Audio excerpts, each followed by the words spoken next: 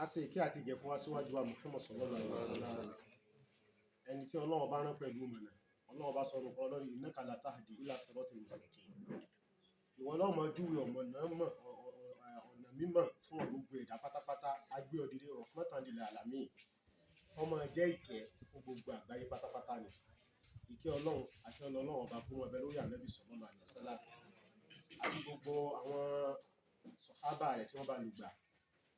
títí dé gbogbo àwọn tábì tàbí àwọn tí wọ́n tẹ̀lé tí wọ́n tó tẹ̀lé tó dé gbogbo ọdún àwọn mùsùlùmí tá a wà lónìí tá à ń tẹ̀lé tọ́lọ́run àti Ànábì sallallahu alaihi wasallam. Ìkẹ́ Ọlọ́run kó máa bẹ lórí gbogbo wa ni. Ní tá a fẹ́ fi rán wa létí gẹ́gẹ́ bí Ọlọ́run bá ṣe pa wá láṣẹ nínú Qur'an. Ọlọ́run ní ìwà Ànábì fadhakir fa inna dhikra tanfa'ul mu'minin. Ìwà Ànábì máa ṣe ìrántí torí pé ìrántí yóò máa ṣe àwọn olùgbàgbọ́ òdodo láǹfààní. Kì í ṣe kèfèrí nìkan ó ní ọ̀rọ̀ náà máa ṣe láǹfààní. Ẹ tí ọ̀rọ̀ náà kọ́kọ́ ṣe láǹfààní àwọn tó jẹ́ mùmínì ni. Náà lọ́lọ́run sọ wípé àǹfààní ni ó máa jẹ́ fún àwọn tó jẹ́ mùmínì. Ní àyè nínú Suratul Ra'd, Quran chapter 30 verse 28. Ọlọ́run wá lè dínà àmánù àwọn tí wọ́n jẹ́ olùgbàgbọ́ òdodo wa tatma'innu qulubuhum bi dhikrillah.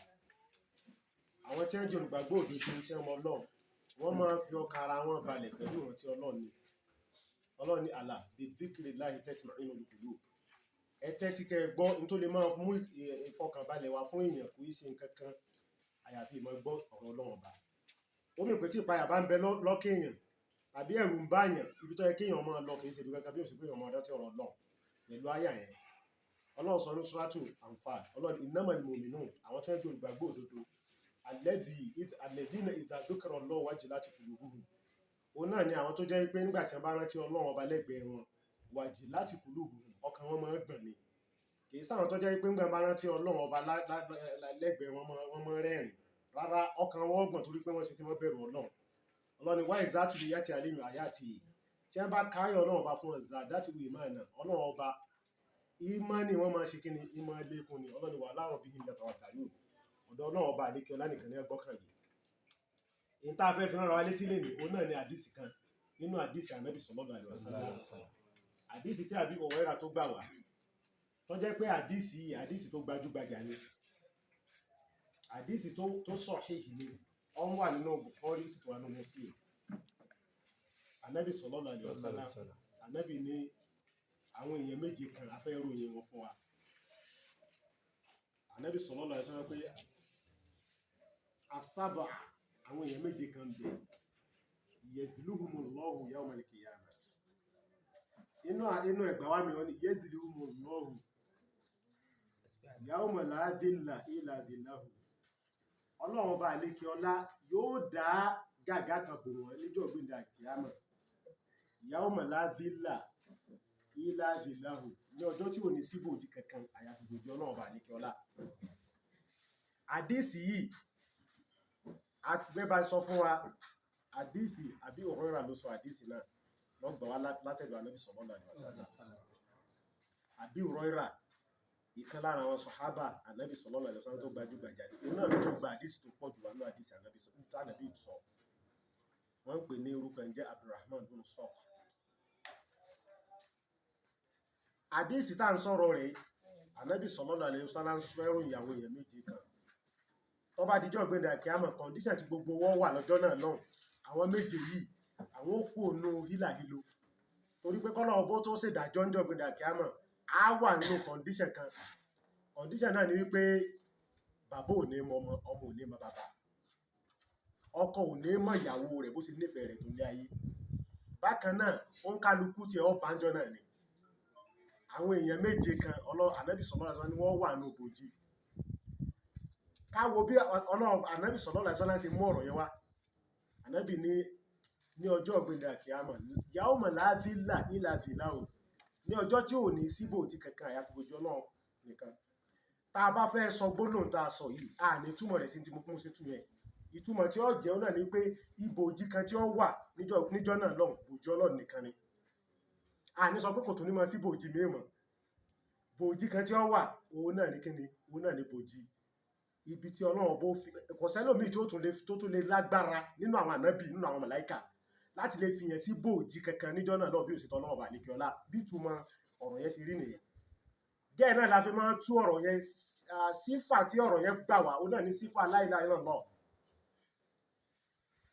la ilaha illallah yawma la dhilla illa dhillahu ní tí wọ́n ń pè nínú bàlágọ̀ wọ́n ń pè ní kọ́sírù ìtumọ̀ kọ́sírù ó náà ní wípé kò sí nǹkan míì tí ó tún máa jẹ́ ìrònú pé èyí ọmọ tó máa ronú sí ju tí wọ́n ń sọ ń pa rẹ̀ yẹn lọ tá bá fẹ́ túmọ̀ la ilaha illallah ní ìsìn ní tá sọ ó náà ní pé ọ̀pọ̀lọpọ̀ sọ pé kò sọ ọlọ́run ká fọ́ ọlọ́run rárá ìtumọ̀ ẹ̀kọ́ yẹn ọlọ́run kan tí ń bẹ ó náà ní ọba Allah ìtumọ̀ ẹ̀ nìyẹn kọ́sírù àlẹ́ àkìkíyà ni wọ́n ń pè ìtumọ̀ ẹ̀ ó ní pé a ní lá kan tí wọ́n pè ní lá Nafiu a ní lá kan tí wọ́n pè ní lá Nahia látọ́ wá ń bẹ̀ yẹn ó náà ní lá Nafiu ó fi ń gbé ọ̀rọ̀ yẹn kù istisnaf tó wá tẹ̀lé ìtumọ̀ rẹ̀ ó náà ní pé a máa sọ pé nǹkan tí mo wá ṣe tàbí tí ó nítumọ̀ sí ọ̀rọ̀ yẹn ó náà ní tó parí rẹ̀ kò sí bòójì kankan mọ́ níjọ́ náà náà bí ó sì bòójì tọ́lọ́ ọba àlékè ọlá àwọn èèyàn wo làwọn èèyàn méje yẹn tá a bá fẹ́ ròyìn bò ní òun ṣe fẹ́ mọ́tò ẹjọ́ ọ̀gbìn dàkíámọ̀ Nabi sallallahu alaihi wasallam ọlọ́run bọ́ sọ kíni yóò sọ òrùn kalẹ̀ ní ọ̀wà bó ṣe yẹ kó wá gangan kò ní jù báyìí lọ sí gbogbo àtàrí gbogbo wa ẹjẹ́ àwò bóun ṣe máa mú tó lé ní inú ìlà ìlò tá a máa wà tóòrùn bá mú ẹjọ́ ọmọ wá pure water tó tutù yóò mọ wá káàkiri ẹjọ́ ọmọ wá bí tí ó sàn sí wà káàkiri káwá sọ pé ń bọ̀ wá jẹ́ ọ̀gbìn àkíámọ̀ ọlọ́run wà sí gàgà tí ń bẹ lójú kíni tí ń bẹ lójú òrùn ṣùgbọ́n àwọn méje tá a fẹ́ ròyìn yẹn ọlọ́run bó mú wọn kó òun kíni inú ìlà ìlò yẹn ọlọ́run bó fi wọ́n sí in fact wọ́n jẹ́ kó yálò àdìsí yẹn gbà tí wọ́n ń ṣàlàyé rẹ̀ wọ́n ní ọlọ́run bó fi wọ́n sí bí alẹ́ àràṣe rẹ̀ òun ni bòjí yẹn wà bòjí yẹn ń bẹ níbi ibi tó súnmọ́ alẹ́ àràṣe ọlọ́run àlekè ọlá ló wà tàbá wá fẹ́ wò nínú ẹ̀kọ́ ayé òun tá ń wò yìí ó ṣe kí ni ó jẹ́ nǹkan tó jẹ́ pé ó jìnà sí inú ayé tá a wà ó jìnà sí kí ni inú ayé tá a wà ẹ wá òbó ṣe mú tó tá bá fẹ́ lọ ní geography wọ́n ní the first planet tá a ní the solar system all comprise sun àti kí ni àti planet ẹ̀ èyí tá a kọ́kọ́ ní náà ní Mercury bó ṣe wà yẹn òun náà ló kéré jù òun náà ló sì súnmọ́ olóṣùmọ́ òrùn jù kò sí èèyàn ń bẹ kò sí terrestrial land ni kò sí omi ń bẹ bó ti wùlé ọmọ ó dẹ̀ jẹ́ planet kan tó jẹ́ wípé kò sí òyìnbó kankan tí wọ́n ti sọ kíni tí wọ́n ti lọ́nú ẹ̀ ká tó wá mọ̀ pọ́pẹ́ afẹ́délé ayé afẹ́ sọ bí Mercury gan ṣe rí sí kíni tó ṣe rí sí òrùn ká tó wá mọ̀ ká wa á wà á súnmọ́ Oorun ju Mercury lọ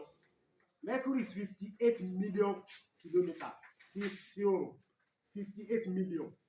kilometer ni a wà súnmọ́ Oorun ní ìgún wa báyìí níjọ́ gbèdé àkíyàmọ̀ níjọ́ tọ́lọ̀ wá ń sọ ẹjá òjò sí rí Mercury ó nìkan ní planet tí wọ́n explore rẹ̀ ṣùgbọ́n wọ́n ti wọnú rẹ̀ ẹjá lọ Google rẹ̀ 1974 was the first time tí wọ́n explore planet Mercury tí wọ́n bá fẹ́ lọ Mercury wọ́n kì í rán èèyàn kí ń lọ bẹ̀ wọ́n máa rán rocket náà lọ síbẹ̀ ní 1974 ní ọkọ̀ lọ bẹ̀ plane tí wọ́n send lọ táwọn Russia send lọ síbẹ̀ ní 1974 kò ráyè wọlé torí pé òòrùn yẹn bíbẹ̀ ṣe gbóná tó ó ń ti tí wọ́n rán lọ yẹn spacecraft tí wọ́n rán lọ yẹn nígbà tó dẹ̀ lọ tó bọ̀ wọ́n ló káàkiri rẹ̀ ó ń pòye 3,600 in the time tó fi pòye ó blow ni nígbà tí kò lè penetrate ó ṣe kí ni ó blow dànù wọ́n tún ti explore rẹ̀ nígbà míì náà wọ́n rí kí ni wọ́n ráyè pẹ̀lú instrument tí a kó lẹ̀ wọ́n rí wọ̀ torí pé ibẹ̀ gbóná káwá wo àti ìsọtayé o aṣọrin tó súnmọ́ jù sóòrùn nìyẹn gẹ́gẹ́ bí ìmọ̀ táwọn kí ni àwọn òyìnbó tí wọ́n ṣe ẹjá wá wo 58 million kilometer sí òòrùn tí Mercury wà á wà á sọ pé àní ju ìgbìmọ̀ báyìí lọ sí òòrùn ẹjá wo ìlà ìlú táwọn àjọ náà lọ àwọn méje tó bá dijọ́ gbẹ̀dẹ̀ àkíyàmọ̀ Ọlọ́run bó kún wọn kúrò nínú wàhálà tí wọ́n mọ̀ rí níbi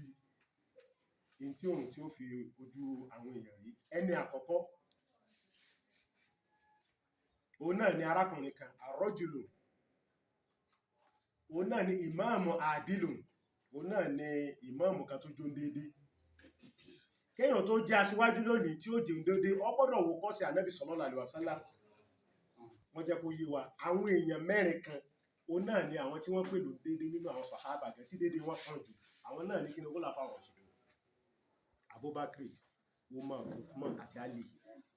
Àwọn mẹ́rẹ̀ẹ̀rin yẹn wọ́n ní nínú ìròyìn tá a fi ròyìn ànábì ń pa déédéé, àwọn mẹ́rẹ̀ẹ̀rin yẹn ni àkọ́kọ́ máa mú ká mọ̀ mẹ́lòmí.